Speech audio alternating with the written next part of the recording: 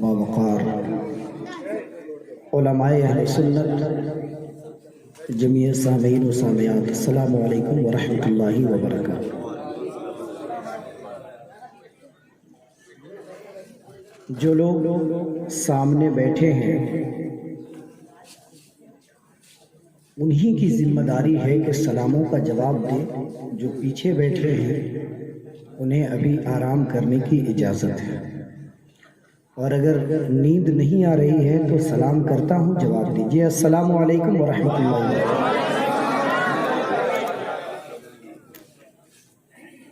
छोटे छोटे नन्हे मुन्ने तालिबे बच्चे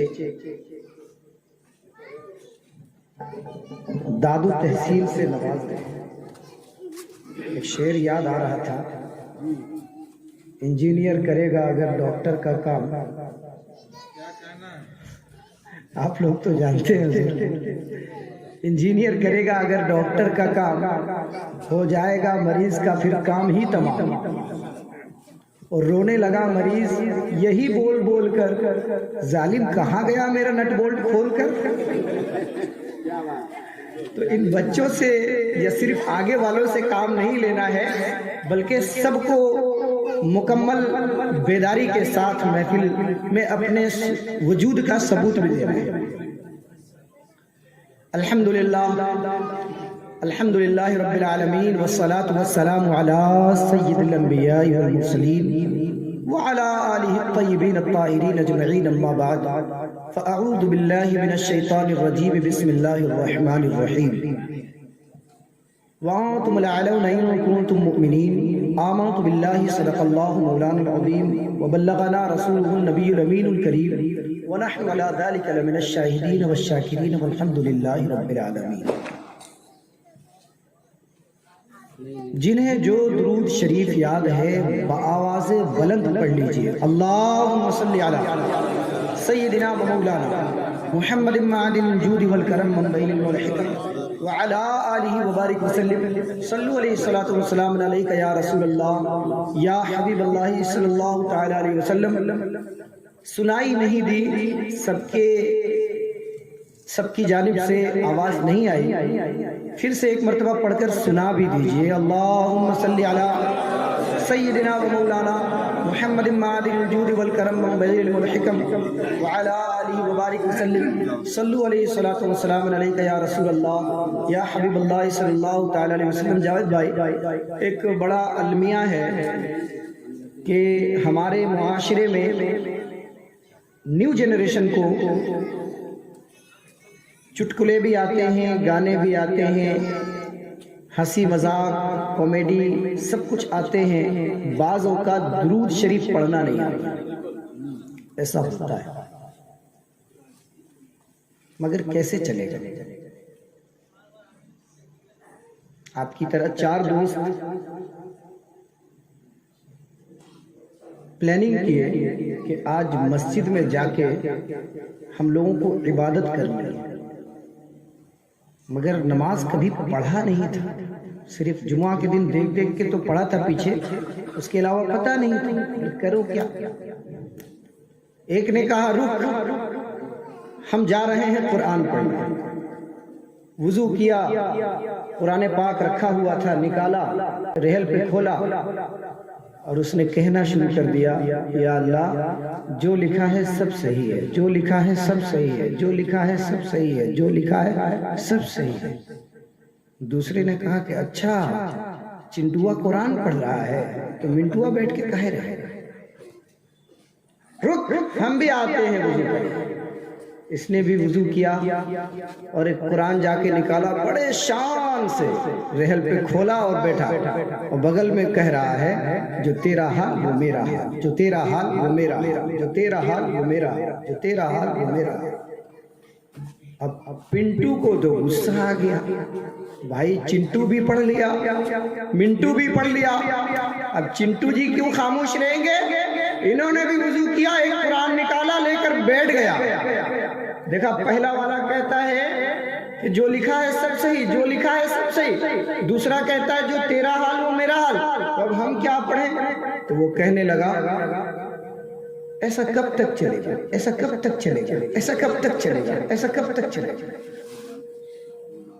اب تو جناب سنٹو صاحب تو وجد میں آ گئے، کہا کہ اچھا یہ تینوں قرآن پڑھ رہا ہے، رخ ہم بھی پڑھیں گے۔ اس نے بھی وضو کیا، قرآن نکال کر کھولا، اچھا تو ایک کہتا ہے کہ جو لکھا ہے سب صحیح، دوسرا کہتا ہے ایسا، دوسرا کہتا ہے جو تیرا حال وہ میرا حال، تیسرا کہتا ہے ایسا کب تک چلے گا؟ تو چلو ہم بھی پڑھ کے سناتے ہیں، جب تک چلے چلاتے رہو، جب تک چلے چلاتے رہو، جب تک چلے چلاتے رہو۔ ہنسنے کا نہیں رونے کا مقام ہے میرے پیارے اسلامی بھائیوں۔ میں ایک عکاسی پیش کیا ہوں آپ کے سامنے، ہمارے معاشرے کا حال کتنا برا ہو گیا ہے کہ آج ہمیں درود تک پڑھنا نہیں آتا۔ امام بیمار ہو گیا تو نماز پڑھانے والا کوئی نہیں، مؤذن کہیں چلے گئے تو اذان دینے والا کوئی نہیں۔ ارے جس اذان کو پیدا ہوتے ہی سنا ہو، جس اذان کو پوری زندگی میں روزانہ 5 بار، جمعہ کو 6 بار سنا ہو، اس اذان کو دہرانے کے لیے آج ہمت نہیں جٹ رہی ہے۔ 30 سال 40 سال 50 سال سے لوگ نماز پڑھتے ہیں مگر اذان نہیں دے سکتے۔ وہی آدمی چائے دکانوں میں بیٹھ کر اپنے گپ سڑاکے میں کہتے ہیں کہ مؤذن کو لگتا ہے کہ کل زیادہ ہی کھا لیا تھا، آج صبح الصلاۃ خیر من النوم بولنا ہی بھول گیا۔ یہ حال ہے ہمارا میرے پیارے اسلامی بھائی۔ خدا را اپنے حال پہ رحم کرے۔ آج کی یہ محفل پاک حضور سیدنا شیخ محی الدین عبد القادر جیلانی بڑے پیر دستگیر رضی اللہ تعالیٰ عنہ کے شان اقدس کو بیان کرنے کے لیے اور امت اور معاشرے کی اصلاح کے لیے منعقد کی گئی۔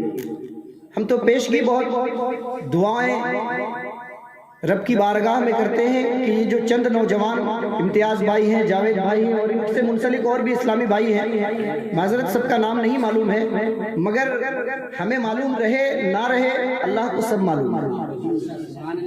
تو آپ لوگ دین کا کام کر رہے ہیں اور بہت اچھا قائد ملے، رہنما ملے، حضرت علامہ مولانا مفتی احمد رضا مصباحی صاحب، حضرت علامہ مولانا سرفراز مصباحی صاحب اور جو علماء کرام آپ اپنے ماتھے کی نگاہوں سے دیکھ رہے ہیں، ان لوگوں کی قیادت اور سربراہی کا ہاتھ ان کے سروں پر ہے اور انہوں نے جو تنظیم قائم کیا ہے تحفظ ناموس رسالت، اللہ کرے اس نام کے مصداق ہم سب کو اس کا صدقہ مل جائے اور ہم اس میں اپنا حصہ ملا کر اپنی کامیابی کا ذریعہ بنائیں۔ تنظیم کو کون کامیاب کرے گا؟ کسی کی ہمت نہیں، سکت نہیں، اپنی کامیابی کے لیے، اپنی کامیابی کے لیے کرنا ہے۔ خانہ کعبہ کی دیوار کے نیچے، خانہ کعبہ کے دیوار کے سائے میں ایک ننھا سا بچہ چند کنکڑیاں رکھ کر، ایک کم سن جوان چند کنکڑیاں رکھ کر اپنی پیشانی کو رگڑ رہا ہے اور کہہ رہا ہے اے اللہ، اے اللہ قیامت کے دن مجھے اندھا بنا کر اٹھانا تاکہ میرا گناہ جب لوگوں کے سامنے کھلے تو ہم لوگوں کے سامنے شرمندہ ہونے سے بچ سکے۔ دیکھنے والے نے دیکھا، آ کر دوش پہ ہاتھ رکھا، اٹھایا، کہا اے نوجوان تیرے پیشانیوں سے خون نکل رہے، کہاں سے آئے ہو، کیا نام ہے؟ کہا بغداد سے آیا ہوں، عبد القادر جیلانی نام ہے۔ اے میرے پیارے اسلامی بھائیوں، سبق ہے ہم سب کے لیے، جس غوث پاک کے ہتھیلی پر پوری کائنات ایک رائی کے دانے کے برابر ہو، اس غوث پاک کی عبادت اور ان کے توبہ کا عالم یہ ہے کہ پیشانی رگڑ رگڑ کر خون نکال لیے اور کہتے ہیں کہ عبد القادر کو اندھا بنا کر اٹھانا، ہم نے نیکی ہی کون سی کر لی ہے، ہم کس شان سے گھوم رہے ہیں، کس خوش فہمی میں ہم مبتلا ہو رہے ہیں۔ کچھ کرنا ہے تو کر جائیے. یہ جوان کام کر رہے ہیں, ان کا ساتھ دے کر گزر جائیے, ان کا ساتھ دے کر گزر جائیے. تھوڑا تھوڑا ہی صحیح کر کے گزر جاتے ہیں, تھوڑا تھوڑا ہی صحیح کر کے گزر جاتے ہیں. بیٹھنے والوں کے اوپر سے گزر جاتے ہیں, بیٹھنے والوں کے اوپر سے گزر جاتے ہیں. اور اپنے مد مقابل کا تعاقب کر لو, اپنے مد مقابل کا تعاقب کر لو.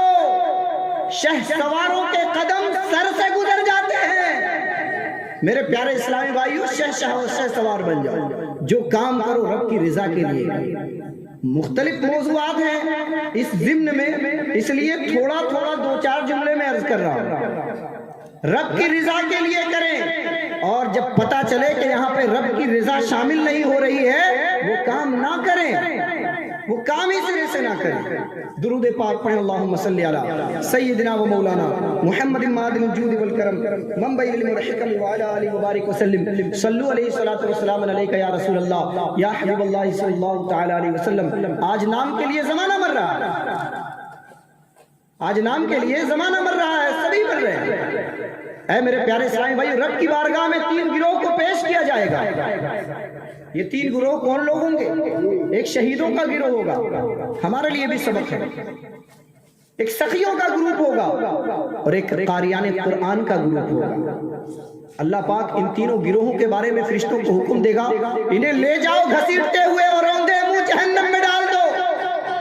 شہید کہیں گے, اے اللہ, ہم نے تو تیری راہ میں اپنی جان جیسی قیمتی چیز دے دی, کیا ہمارا اجر, ہمارا بدلہ جنت نہیں ہے؟ اللہ پاک فرمائے گا, بے شک تو نے جان دی ہے, لیکن تیرا مقصد کیا تھا کہ تیرے مرنے کے بعد لوگ تجھے شہید کہیں. تیرے مرنے کے بعد لوگ تجھے شہید کہیں. جو تیرا مقصد تھا وہ تو میں پورا کر دیا, جو تجھے چاہیے تھا وہ ہم نے دے دیا, اب یہاں کیا لینے آئے ہو؟ سخی کو بھی یہی حال ہوگا. سخی بھی کہیں گے کہ ہم نے محنت کی کمائی تیری راہ میں خرچ کر دی, اب کیا ہم جنت کے حقدار نہیں؟ اللہ فرمائے گا کہ تو اپنے نام وری کے لیے میری راہ میں خرچ کیا کرتا تھا, تمہارا نام تمہیں چاہیے تھا, جو چاہیے تھا سو تو ہم نے دنیا میں دے دیا, اب یہاں کیا لینے آئے؟ قاریوں کے بارے میں بھی یہی حکم ہوگا. وہ کہیں گے ہم تو قرآن یاد کر کے سناتے تھے, تو اللہ پاک فرمائے گا کہ تیری بھی خواہش ہوتی تھی کہ لوگ کہیں کہ کتنا اچھا قاری قرآن ہے, جو تجھے چاہیے تھا وہ تو ہم نے دنیا میں دے دیا, اب یہاں کیا لینے آئے ہو؟ میرے پیارے اسلامی بھائیو, جب اتنے بڑے بڑوں کا حال یہ ہوگا تو ہمارا حال کیا ہوگا, ہمارا حال کیا ہوگا؟ لیکن آپ ایسا نہ سمجھے, آپ ایسا نہ سمجھے, علماء کی شان بہت بلند ہے, بہت بلند ہے. جب جنت میں سخیوں کو بھی کھڑا کیا جائے گا, علماء کو بھی کھڑا کیا جائے گا, اور شہیدوں کو بھی کھڑا کیا جائے گا کہ اب دروازے سے اندر جائیں گے تو شہید کہے گا پہلے مجھے جانے دیا جائے, سخی کہے گا پہلے مجھے جانے دیا جائے. حضرت جبریل علیہ السلام کو اللہ پاک بھیجے گا کہ جاؤ ان کا فیصلہ کر دو کہ پہلے کون جنت میں جائے گا, پہلے کون جنت میں جائے گا. سخی کہے گا کہ ہم نے تو اپنے مال و دولت کو سب راہ خدا میں لٹا دیا, اپنے لیے رکھا نہیں, پرواہ نہ کی اپنے آگے کا, تو ہمیں تو جنت میں جانے کا حق پہنچتا ہے. حضرت جبریل علیہ السلام ارشاد فرمائیں گے, اے سخی بتا, تو جو راہ خدا میں خرچ کیا, اس راہ خدا میں خرچ کرنے کی فضیلت اور برکت تمہیں کس نے بتائی؟ وہ کہے گا عالم دین نے بتایا. شہید کہے گا ہم نے اپنی جان دے دی. حضرت جبریل علیہ السلام فرمائیں گے کہ تمہیں جان دینے کی فضیلت, راہ خدا میں مر مٹنے کی فضیلت کس نے بتائی؟ تو وہ کہیں گے کہ عالم دین نے بتایا. حضرت جبریل علیہ السلام ارشاد فرمائیں گے کہ سب کو فضیلت بتانے والے علماء ہیں, تو پہلے علماء ہی جنت میں جائیں گے, پہلے علماء ہی جنت میں جائیں گے. درود پاک پہ اللہم صلی علی سیدنا و مولانا محمد معدن الجود والکرم منبع علم والحکم وعلی آلہ وبارک وسلم. صلو علیہ الصلوۃ والسلام علیک یا رسول اللہ یا حبیب اللہ صلی اللہ تعالی علیہ وآلہ وسلم. میرے پیارے اسلامی بھائیوں, دین حق میں قائم ہو جائیے اور دین کے لیے کچھ کرنے کا ہنر, کچھ کرنے کا جذبہ بیدار کیجیے. آج کیسا حال ہو گیا ہمارا, آپ دیکھیں تو صحیح, الٹریسی کی تعداد ہمارے معاشرے میں سب سے زیادہ ہے. کوئی ایسا گناہ نہیں, کوئی ایسا جرم نہیں جس کے معاملے میں ہم سب سے زیادہ گرفتار نہ. یہ تنظیمیں بنتی ہے امت کی اصلاح اور معاشرے کی اصلاح کے لیے، لیکن افسوس کہ تنظیموں کا ساتھ دینے والے لوگ نہیں ملتے، ان کا سپورٹ کرنے والے لوگ نہیں ملتے، اور پھر ہم رونا روتے ہیں کہ ہمارے گھروں میں برکت نہیں ہو رہی ہے، پھر ہم رونا روتے ہیں کہ ہمارے یہاں روزگار کی کمی ہے، طرح طرح کے مسائل ہم اپنے پیش کرتے رہتے ہیں، لوگوں کو سناتے رہتے ہیں۔ حضرت غوث اعظم جیلانی رضی اللہ تعالیٰ عنہ کی بارگاہ میں ایک مرید آیا اور آ کر کہنے لگا، حضور میرے گھر میں کچھ دنوں سے برکت ہی اڑ گئی اور میرے روزگار بھی کمزور پڑ گئے، بہت پریشان حال ہوں، گھر میں بیماریوں کی تعداد بڑھ رہی ہے، یہ وہی بیماری بتا رہا ہوں، یہ پرابلمز وہی بتا رہا ہوں جو ہمارے آپ کے درمیان ابھی ہو رہے ہیں، یہ وہی بتا رہا ہوں۔ انہی پرابلمز کو لے کر غوث اعظم کی بارگاہ میں ایک مرید پہنچا تھا، بہت پریشان حال رہتا ہوں، کماتا ہوں، برکت نہیں ہوتی، ختم ہو جاتا ہے، قرض چڑھ جاتے ہیں،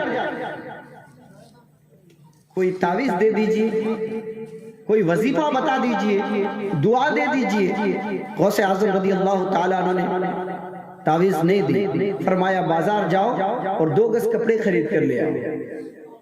مرید چونکہ غوث اعظم کا مرید تھا، 2 گز کپڑے خرید کر لایا اور بارگاہ غوثیت میں پیش کر دیا۔ غوث اعظم رضی اللہ تعالیٰ عنہ نے اٹھا کر انہیں دیا، لے جاؤ اسے دروازے پہ لگا دیا۔